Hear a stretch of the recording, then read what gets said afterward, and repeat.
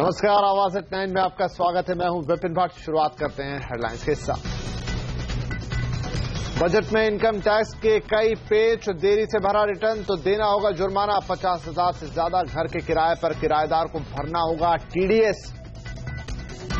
Long term capital gains को लेकर सरकार की सफाई, पिछले रास्ते से लाने का इरादा नहीं। सीबीडीटी चेयरमैन ने आवाज से एक्सक्लूसिव बातचीत में कहा, पेनी शेयरों के जरिए फर्जीवाड़ा करने वालों पर ही होगी नजर।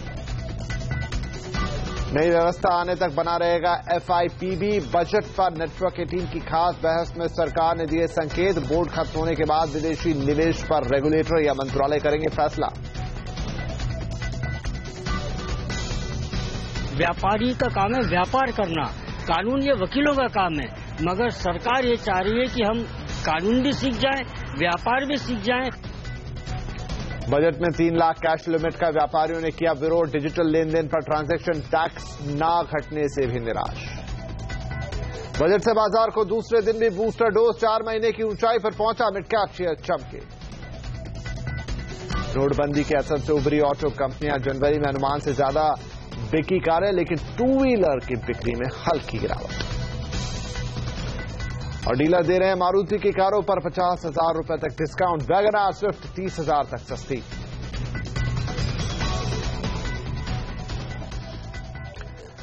बजट में वित्त मंत्री ने मिडिल क्लास को टैक्स छूट देकर वाहवाही तो लूट ली, लेकिन कई ऐसे नए नियम भी ले आए जो टैक्स पेयर्स की मुसीबत को बढ़ा सकते हैं। इनमें से एक है घर किराए पर टीडीएस का नया नियम और दूसरा है देरी से रिटर्न भरने पर भारी जुर्माना।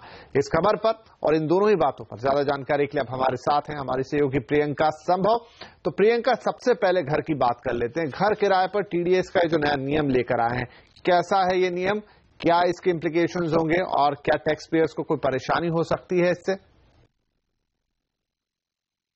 घर किराए पर टीडीएस के नए नियम लागू होंगे। इनकम टैक्स में एक नया सेक्शन जोड़ा जाएगा, सेक्शन 194 IB। सरल शब्दों में अगर मैं इसे समझाऊं तो अगर आप ऐसे घर में रहते हैं जिसका किराया 50,000 रुपए से ज्यादा है, तो ये अब किराएदार की जिम्मेदारी होगी कि उस किराए पर वो 5% के दर से टीडीएस काटकर जमा कराए। जी हां, ज्यादा किराया कमा रहा होगा मकान मालिक, लेकिन टीडीएस काटने और जमा कराने की जिम्मेदारी किराएदार पर होगी। 1 जून 2017 से ये नियम लागू होगा। अभी तक जो जानकारी मिल रही है उसके मुताबिक इस टैक्स को जमा कराने के लिए किराएदार को टैन लेने की जरूरत नहीं है, लेकिन इससे जुड़े क्लैरिफिकेशन का भी इंतजार है। लेकिन हाँ, एक एडेड रिस्पॉन्सिबिलिटी जरूर बढ़ गई है। अगर आप 50,000 से ज्यादा का किराया चुका रहे हैं तो अब किराएदार को टीडीएस काटकर चुकाना है। राइट, तो ये तो बात हुई मकान किराए पर टीडीएस की। प्रियंका, ये जो दूसरी बात है देरी से रिटर्न भरने पर जुर्माना, तो अब ये क्या नया नियम है? तो जो लोग अपना रिटर्न समय से फाइल नहीं करते हैं, उनकी जेब पर अब पड़ने वाला है बोझ, क्योंकि इस बजट में क्लियरली अनाउंस किया गया है कि एक फाइन अब सरकार वसूलेगी। हालांकि इस फाइन को फीस कहा जा रहा है और ये फीस इस तरह से है। अमूमन हम देखते हैं कि 31 जुलाई या अगस्त का पहला हफ्ता वो समय होता है जब रिटर्न भरने की आखिरी तारीख होती है। अगर आप इससे चूक जाते हैं और 31 दिसंबर के पहले तक जमा कर देंगे, तब तो 5,000 रुपए की आपको फीस अदा करनी है, यानी कि फाइन। और अगर 31 दिसंबर के बाद आप जमा करते हैं तो ये ठीक डबल हो जाएगी, यानी 10,000 रुपए का जुर्माना आपको चुकाना होगा। लेकिन जिनकी आय 5 लाख से कम है, उनके लिए इस जुर्माने में थोड़ी सी राहत दी गई है। जुर्माना लगेगा लेकिन केवल 1,000 रुपए का। लेकिन हाँ, ठीक से सरकार यही आपसे गुजारिश कर रही है कि समय पर रिटर्न भरें, वरना जुर्माना देने के लिए तैयार रहिए। बहुत शुक्रिया प्रियंका। 2 बड़ी महत्वपूर्ण खबरें जो बजट से निकलकर आई और इस पर और क्लैरिफिकेशन आपके लिए प्रियंका की तरफ से। इधर long term capital gains tax पर बजट के बाद उठे कंफ्यूजन पर सरकार ने भी सफाई दी है। सरकार ने साफ किया है कि long term capital gains tax को पिछले दरवाजे से लाने का उनका कोई इरादा नहीं है। सीएनबीसी आवाज से एक्सक्लूसिव बातचीत में सीबीडीटी के चेयरमैन सुशील चंद्रा ने यह साफ किया कि इससे छोटे शेयरों के जरिए काले धन को सफेद करने वालों पर लगाम लगेगी, लेकिन ईमानदार निवेशकों को कोई परेशानी नहीं होगी।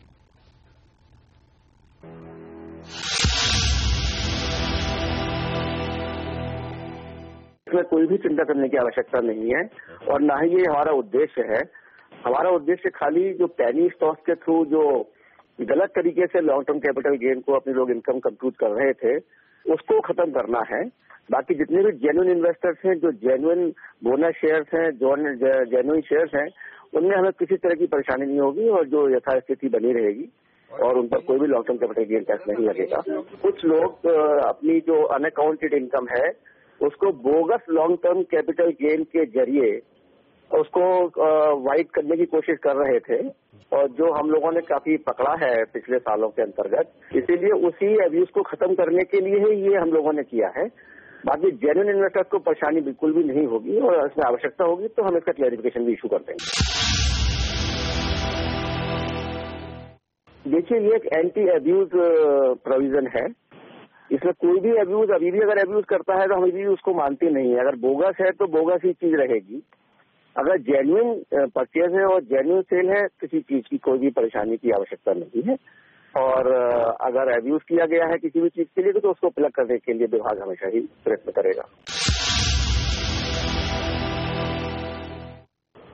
इसमें कोई भी बदलाव नहीं किया गया है क्योंकि जो रेट की प्रक्रिया है वो director of income tax investigation ही वारंट साइन करता है और जो कि डायरेक्टर जनरल से ही अप्रूव किया जाता है। तो नीचे वाला कोई भी ऑफिसर बिना किसी वारंट के, बिना किसी प्रॉपर सेटिस्फैक्शन के कोई भी सर्च नहीं कर सकता है। तो जो ये भ्रांति है, ये गलत भ्रांति है।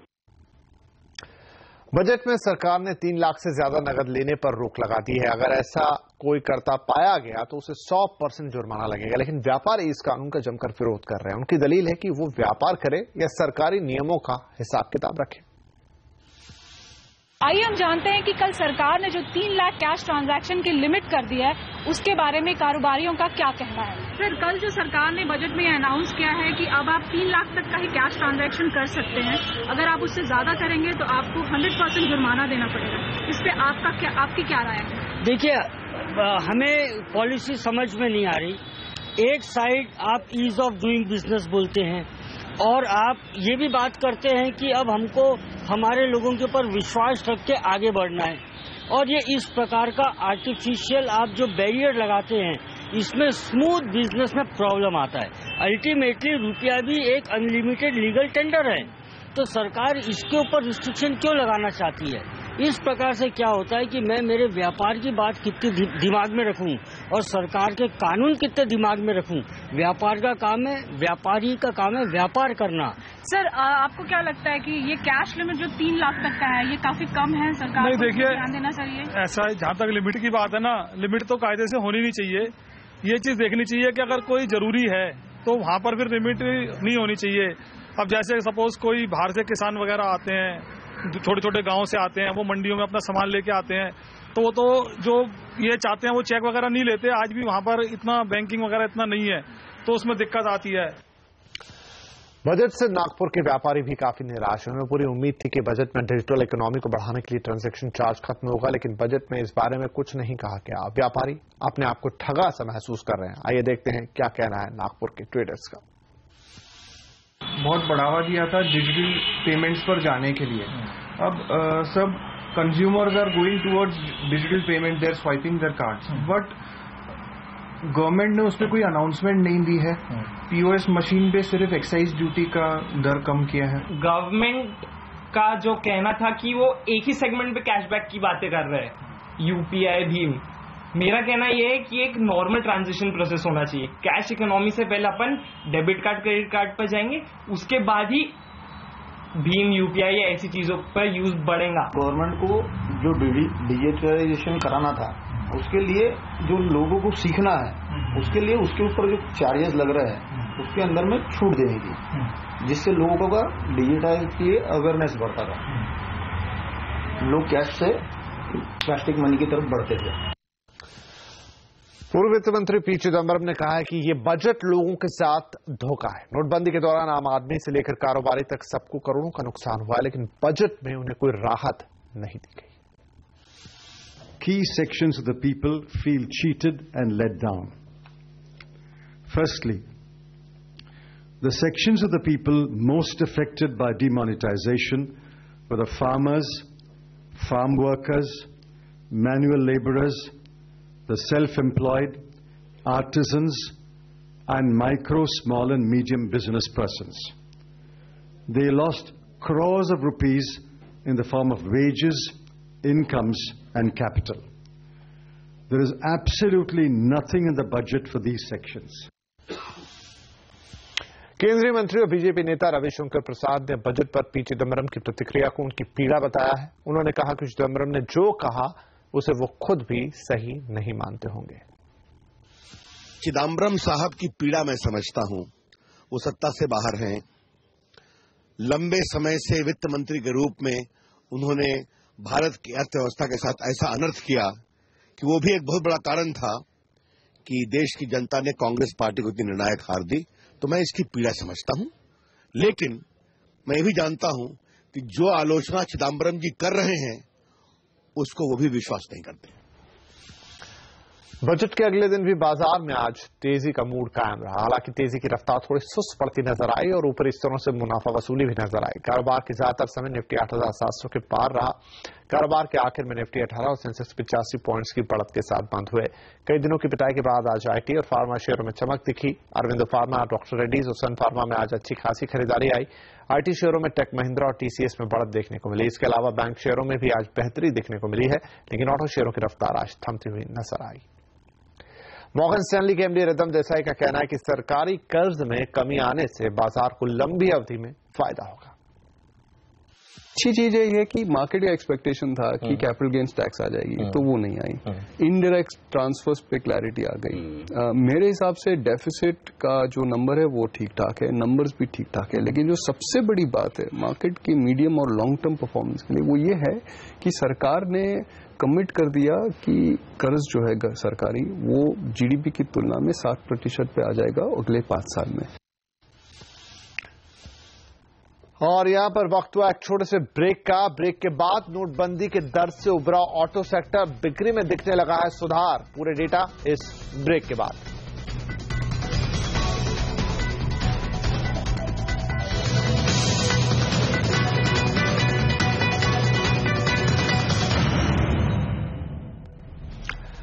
बजट भाषण में जितनी बातें कही जाती हैं उससे कहीं ज्यादा बारीकियां बजट दस्तावेज में होती हैं। इन्हीं बारीकियों को समझने के लिए नेटवर्क की टीम ने एक खास कार्यक्रम आयोजित किया, budget verdict.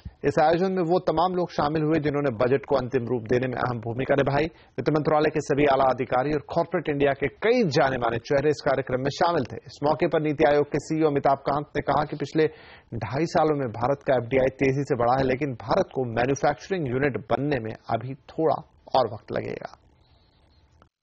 India's FDI in the last 2.5 years have actually grown by 60%, thanks to this Make in India initiative. At a point of time when globally FDI is down by 16%, so that's a big plus.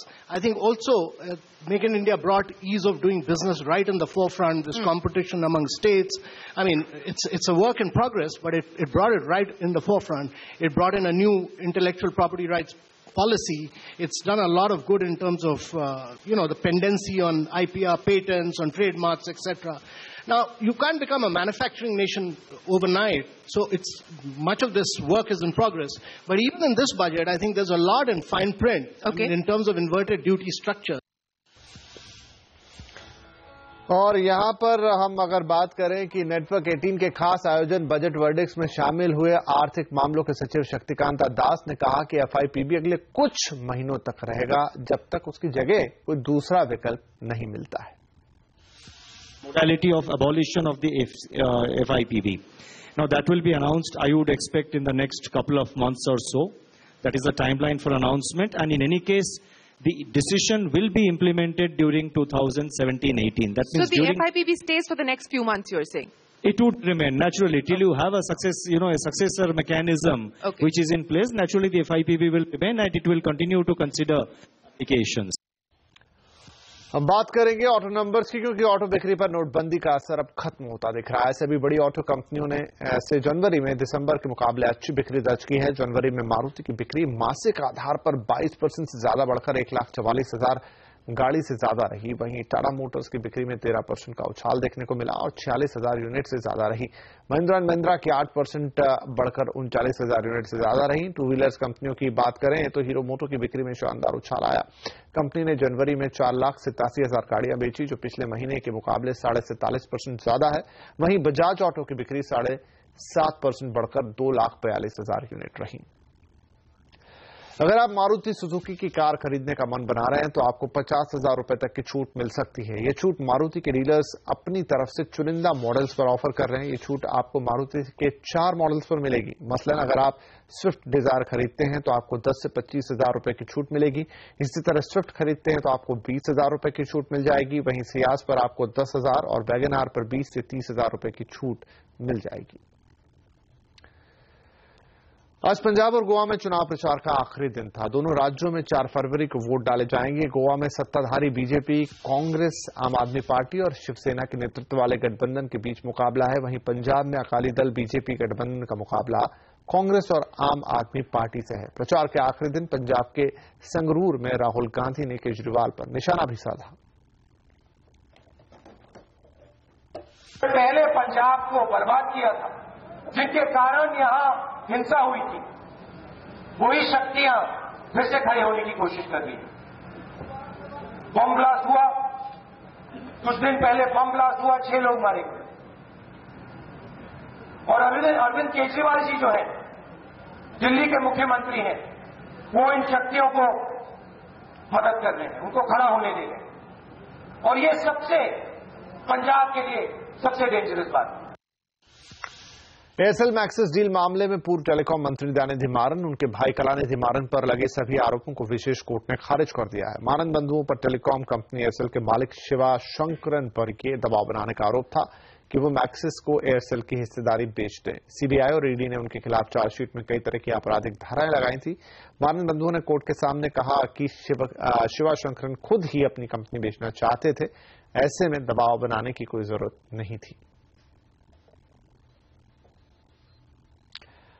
और young generation को लुभाने के लिए टाटा की factory में बन रही है नायाब कार। देखिए इस ब्रेक के बाद।